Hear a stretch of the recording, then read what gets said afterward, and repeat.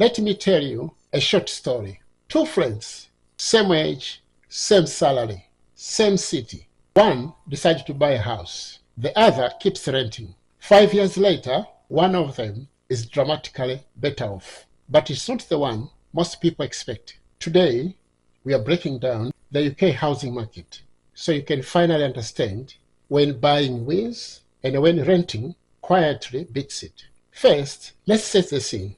In today's UK housing market, house prices are no longer exploding. Mortgage rates have stabilized. Rents are still painful high. We are in a strange middle ground. There is a phrase that has done enormous damage. Renting is throwing money away. But here is the problem. When you buy a house, not all your payment builds wealth. So the real comparison isn't rent versus mortgage payment. It's rent versus interest plus unrecoverable costs. Once you see that, everything changes. Meet Alex and Jordan, both 30 years old, earn £40,000, live in the same UK city, want a decent one-bed home, but they make different choices. Alex buys a typical UK home for £293,000, deposit 10%, £29,300, mortgage £263,700, rate 4%, fixed term 25 years. Alex's mortgage payment £1,390. On day one, Alex actually pays more per month than Jordan. That alone scares many people off buying. But we are not done yet. Jordan rents a similar property, £1,300. No deposit tied up, no repair costs, full flexibility. Jordan's rent, £1,300. Conventional wisdom says Jordan is wasting money, but let's run the clock forward. Jordan, after 5 years, rent paid £78,000. Assets from housing, zero.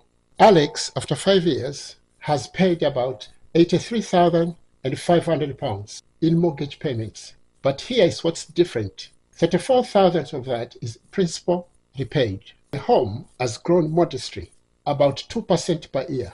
Even after fees, Alex walks away with around £75,000 to £78,000, meaning Alex's net housing cost over 5 years is surprisingly smaller.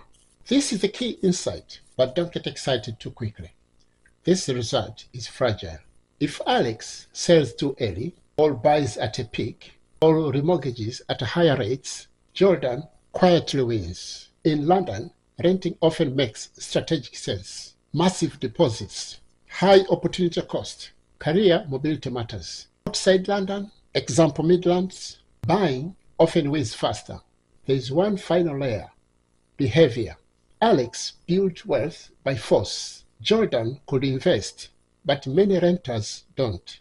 This is why buying works for people who would otherwise never save. Not because it's magical, but because it removes choice. So who actually wins? Buy if you stay 5 years plus. You want stability. You can afford payments comfortably. Rent if you value flexibility. You live in high-priced cities. You want lower risk. The smartest choice isn't emotional. It's conditional. Things to be aware of. How long you'll stay. Buying typically wins if you plan to stay 5 years plus. Depends on transaction costs in the local market. Because buying has a substantial upfront cost that you amortize over time. Deposit size, bigger deposit, lower monthly payments, and the less risky of negative equity. First-time buyer beliefs can materially reduce stamp duty on lower-priced homes. Interest rates. If mortgage rates fall, buying becomes cheaper. If they rise, monthly payments and remortgages, risks make buying more expensive. Bank of England decisions and the lender pricing matter. Local market dynamics. Regions with low prices and steady rents. North of England, part of Scotland, Wales, often favor buying sooner. London and some southern hotspots favor renting for many people because prices and the deposits are so high.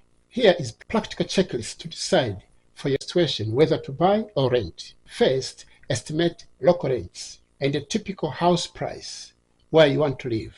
Second, work out mortgage offers for your deposit and term. Choose a lender or aggregator.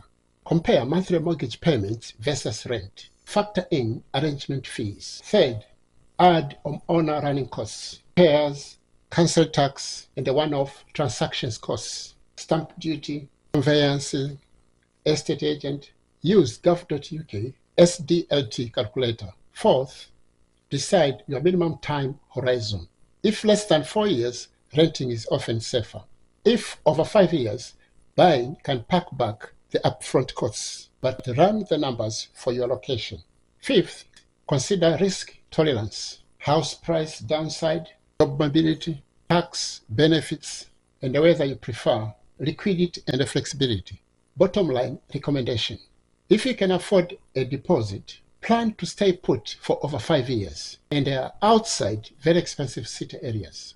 Buying is likely to be the better financial move for many people in the late 2025 UK because mortgage rates have cooled and a small annual price growth, plus principal repayment reduces net cost versus renting.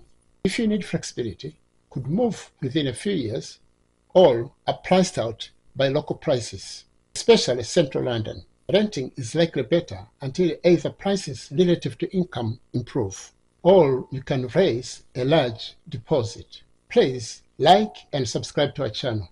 If you enjoyed this, you may like this video too. Thanks for watching, and I will see you in the next video.